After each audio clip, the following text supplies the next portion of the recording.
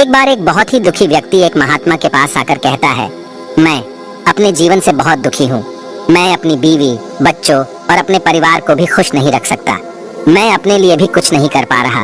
कभी कभी तो मुझे अपनी जिंदगी को खत्म कर देने के भी ख्याल आते हैं।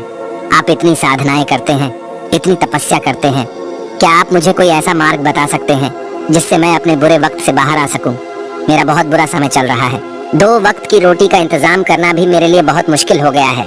अब आप ही बताएं कि मैं ऐसे वक्त में मैं जिंदा रहूं तो कैसे रहूं? कैसे अपने परिवार को खुश रखूं? कृपया करके कोई साधारण सा तरीका बताने की कृपा करें ताकि मैं आसानी से समझ सकूं, क्योंकि मैं बहुत पढ़ा लिखा नहीं हूं। अगर आप बड़ी से बड़ी ज्ञान की बातें करेंगे तो शायद मैं कभी समझ भी नहीं पाऊंगा। ये सुनकर महात्मा ने मुस्कुराते हुए कहा कि तुम एक काम कर सकते हो। फिर महात्मा ने सामने की ओर इशारा करते हुए कहा कि उस ऊंची पहाड़ी पर एक मंदिर है और उस मंदिर के पास चींटियों का एक घर है जहाँ पर हजारों चींटियां रहती है।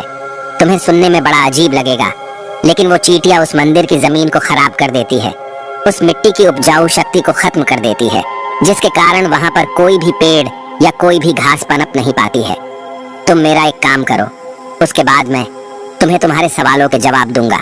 तुम 7 दिन तक रोज उस पहाड़ी पर जाओ और उस चींटियों के घर को तहस नहस कर दो, उसको तोड़ दो। जब भी तुम्हें कोई चींटियों का घर दिखे मंदिर के आसपास तो उसे वहीं पर तहस नहस कर देना। लेकिन याद रहे, घर को तोड़ने में कोई भी चींटी मरनी नहीं चाहिए। इस बात को समझने का प्रयास करते हुए वो युवक वहां से चला गया। शायद उसको कुछ समझ में नहीं आया था कि महात्मा जी ऐसा क्यों करवा रहे हैं। तो वो उन चींटियों पर अन्याय कर रहे हैं, उनका घर तोड़वा रहे हैं, उन्हें नुकसान पहुंचा रहे हैं। आखिर कौन महात्मा ऐसा करेगा? लेकिन फिर भी उस महात्मा की बात मानते हुए वो अगले दिन से ही पहाड़ी पर जाना शुरू कर देता है। जब वो पहले दिन पहाड़ी पर पहुंचता है तो देखता है कि बहुत सारी चींटियां अपना खाना जुटाने में लगी हुई है। सारी चींटियां कतार से चल रही है और अनाज के छोटे छोटे कण उठाकर अपने घर में जमा करती जा रही है। ये देखकर पहले तो उस युवक का मन कमजोर पड़ गया। उसने सोचा कि ये इतनी मेहनत करके अपना घर भर रही है और मैं इनके घर को तबाह कर दूंगा तो इनको कितना बुरा लगेगा। लेकिन फिर उसने उस महात्मा की बात याद करते हुए उस घर को तोड़ना शुरू कर दिया। जल्द ही चींटियों में हाहाकार मच गया। वो इधर उधर दौड़ने लगी। अभी तक जो कतार से चल रही थी अब वो बिखर गई और इधर उधर अपनी जान बचाने के लिए भागने लगी। थोड़ी देर में घर टूट गया और सारी चींटियां इधर उधर छुपने के लिए भाग चुकी थी। ये करने के बाद वो युवक दुखी मन से वापस अपने घर पर लौट आया। उसका मन परेशान था, दुखी था, पश्चाताप से भरा हुआ था। फिर उसने अपने बिस्तर पर रात में लेटे लेटे ही सोचा कि अब तो उन चींटियों का घर तबाह हो चुका है, अब वहां वापस जाने का क्या फायदा होगा, क्योंकि चींटियों का घर तहस नहस करने के लिए महात्मा जी ने कहा था, जो मैं कर चुका हूँ। लेकिन फिर कुछ सोचकर अगले दिन उसने फिर से जाने का निश्चय किया और अगले दिन सुबह सुबह उठकर वो वापस उसी पहाड़ी पर पहुंच जाता है। पहाड़ी पर पहुंचकर वो उसी जगह पर पहुंचता है जहां पिछले सुबह उसने उस घर को तहस नहस कर दिया था। लेकिन वो ये देखकर चौंक जाता है कि उन चींटियों ने फिर से अपना घर उसी जगह पर बना लिया था और अब वो फिर से अपने घर के लिए सामान इकट्ठा करने में जुटी हुई थी। उस आदमी को देखकर लगा कि ये चींटियां कितनी मूर्ख है। इनको पता है कि कल ही इनका घर इसी जगह पर तबाह किया गया था और उसी जगह पर उन्होंने अपना नया घर भी बना लिया। और ये सोचकर वो आदमी हंसने लगा। लेकिन फिर से महात्मा की बात याद करते हुए उसने उन चींटियों का घर फिर से तबाह करना शुरू कर दिया। फिर से उन चींटियों में हलचल मच गई और थोड़ी देर में वो चींटियां इधर उधर अपनी जान बचाने के लिए भागने लगी। कुछ ही देर में उनका घर फिर से नष्ट हो गया और वो युवक थोड़ा संतोष के भाव से कि इस बार तो मैं अच्छी तरह से उस घर को तबाह कर दिया है, अब तो वो चींटियां यहाँ पर अपना घर बना ही नहीं पाएंगी। इसीलिए जाने से पहले उसने उस घर पर ठंडा पानी भी डाल दिया ताकि चींटियां वहाँ पर अपना घर न बना सके। और इस तरह अपना कर्म पूरा करके वो युवक फिर से अपने घर लौट आया। आज रात में सोते वक्त फिर से वो युवक यही सोच रहा था कि क्या महात्मा ये सही काम करवा रहे हैं? क्या किसी का घर तबाह करना किसी सिद्ध पुरुष को शोभा देता है? क्या हो अगर वो महात्मा सिद्ध पुरुष हो ही ना, क्या होगा अगर वो मुझे बेवकूफ बना रहे हो? लेकिन फिर उसने निश्चय किया कि मैं अपने काम को पहले पूरा कर लेता हूँ, उसके बाद ही पता चलेगा कि महात्मा मुझे से ऐसा क्यों करवा रहे थे। और यही सोचकर वो रात में सो जाता है। अगले दिन सुबह उठकर वो फिर से उसी पहाड़ी की ओर निकल जाता है। पहाड़ी पर पहुंचकर वो उसी जगह पर पहुंचता है जहां पर उसने उनके घर को तबाह कर दिया था और वो ये देखकर खुश हो जाता है कि वहां पर कोई भी घर नहीं था। सारी चींटियां वहां से भाग चुकी थी। अब उसने सोचा कि अब मेरा रोज रोज आने का क्या फायदा होगा, क्योंकि चींटियां तो अपना घर बदल चुकी है। और महात्मा जी ने मुझे 7 दिन आने के बाद कहा था, लेकिन आज तो तीसरा ही दिन है। अब बाकी 4 दिन वापस आने का क्या फायदा होगा। और यही सोचकर उसने निश्चय किया कि यहाँ से वो सीधा उसी महात्मा के पास जाएगा और उनको ये सारी खबर बता देगा। जब वो वापस मुड़कर उस पहाड़ी से उस महात्मा की कुटिया की तरफ जाने लगा, तभी अचानक उसकी नजर एक और घर पर पड़ी, जो कि चींटियों का ही बनाया हुआ था। मतलब कि वो घर चींटियों ने ही बनाया था और अब वो चींटियां नए घर में वास कर चुकी थी। ये नया घर उनके पुराने घर से थोड़ी ही दूरी पर था। और जब उसी युवक की नजर उस घर पर पड़ी, तो उसने सोचा कि शायद महात्मा को पता था कि ये चींटियां अपना घर यहाँ से बदल कर किसी दूसरी जगह पर बना लेगी, इसीलिए उन्होंने मुझे 7 दिन आने के बाद कहा था। और ये विचार करके वो उनका नया घर भी तोड़ने के लिए पहुंच जाता है। जब वो वहां पहुंचा तो चींटियां उसी तरह अपने कार्य में लगी हुई थी। वो अपने लिए खाना इकट्ठा कर रही थी और अपने घर में जमा कर रही थी। जब पुराना घर टूटा था, वहां भी अनाज के कण बचे हुए थे और चींटियां वहां से भी अनाज इकट्ठा कर करके वापस अपने नए घर में ला रही थी। अब यहाँ पर फिर से युवक का मन थोड़ा कमजोर पड़ गया, क्योंकि वो खुद भी कमजोर था, खुद भी वक्त का मारा हुआ था। इसीलिए उसके मन में उन चींटियों के प्रति दया का भाव उमड़ रहा था। उनके ऊपर उसे दया आ रही थी। वो चाहता था कि उनकी मदद करे, लेकिन वो उल्टा उनको नुकसान पहुंचा रहा था। लेकिन उस महात्मा की बात को याद करते हुए उसने फिर से उस घर को तोड़ने का निश्चय किया और उसने इस बार बड़ी ही सावधानी के साथ बिना किसी चींटी को कोई नुकसान पहुंचाए वो घर तबाह करना शुरू कर दिया। वक्त थोड़ा ज्यादा लगा, क्योंकि किसी भी चींटी को नुकसान न पहुंचने की शर्त महात्मा ने पहले ही रखी थी। इसीलिए उसको बड़ी सावधानी के साथ उन घरों को तबाह कर रहा था। लेकिन आखिरकार उसने उस घर को भी तबाह कर दिया। और उस घर को तबाह करने के बाद वो बड़े ही दुखी मन से इस बार वो पहले से भी ज्यादा दुखी था, क्योंकि उसने उनका नया घर भी तोड़ दिया था। वो उन चींटियों को बसने ही नहीं दे रहा था और वो अब अपने आप को शैतान या दानव समझने लगा था। लेकिन फिर भी उस महात्मा की बात को मानते हुए वो अपने घर पर दुखी मन से वापस आ गया। रात में सोने से पहले एक बार उसने फिर से सोचा कि मैं कितना बड़ा शैतान हूँ, कितना बड़ा दानव हूँ। पुराना घर तो छोड़ो, मैं उन चींटियों को कहीं भी बसने के लिए कोई जगह ही नहीं दे रहा हूँ। वो चींटियां मेरे बारे में क्या सोचती होगी? वो कितना बड़ा दानव होगा उस परमात्मा को जो मेरे द्वारा ये काम करवा रहा है। लेकिन फिर भी उसने अगले दिन जाने का निश्चय किया और अगले दिन सुबह सुबह वो फिर से वहां पर पहुंच गया। वो ये देखकर फिर से आश्चर्यचकित रह जाता है कि इस बार चींटियों ने एक और नई जगह पर अपना घर बना लिया था। वो तो पहले से भी ज्यादा ऊर्जा के साथ काम कर रही थी और उन्होंने एक रात में पहले से भी बड़ा घर बना लिया था और अब वो फिर से अपना अनाज और खाना इकट्ठा करने में जुटी हुई थी। ये देखकर उस आदमी को लगा कि ये चींटियां किस मिट्टी की बनी हुई है। मैं उनको बार बार यहाँ से भगाने की कोशिश कर रहा हूँ और ये वहीं पर अपना घर बना लेती है। क्या इनको पता नहीं है कि मैं यहाँ पर कभी भी बसने नहीं दूंगा?